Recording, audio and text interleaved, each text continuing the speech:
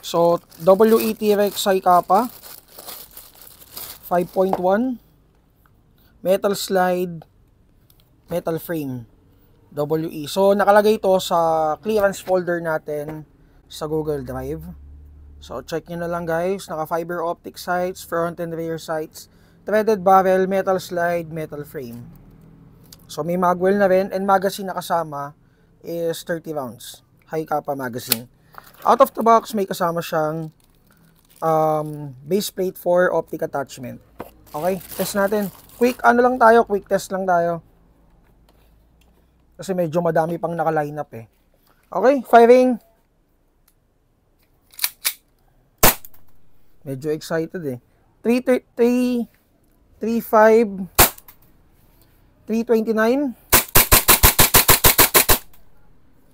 Okay, so ang firing mode niya is semi-auto lang.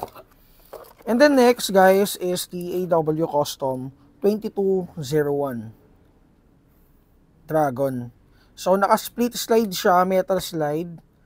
Metal yung lower frame, naka-optic sights, customized trigger, customized grip, and naka-magwell na rin. Okay, so tetest natin. Magazine capacity is 30 rounds. Ito guys, medyo mas mabilis yung cycle. 362. So, AW Custom 2201. And then, yung pangatlo, para kay Sir Agent K, AW Custom 2401 Wind Velocity.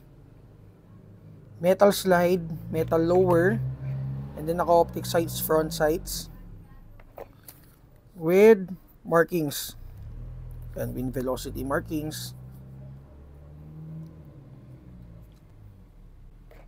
Naka-compensator din siya guys. Customized grip, customized trigger. And then naka-magwell.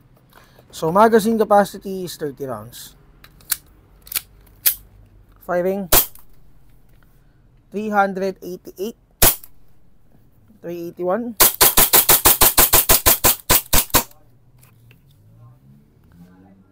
So 2401 AW Custom. Okay, so yun, thank you kay Sir Agent K. And guys, kung may mga tanong kayo regarding units, PM lang kayo sa page natin. And check nyo guys yung YouTube channel.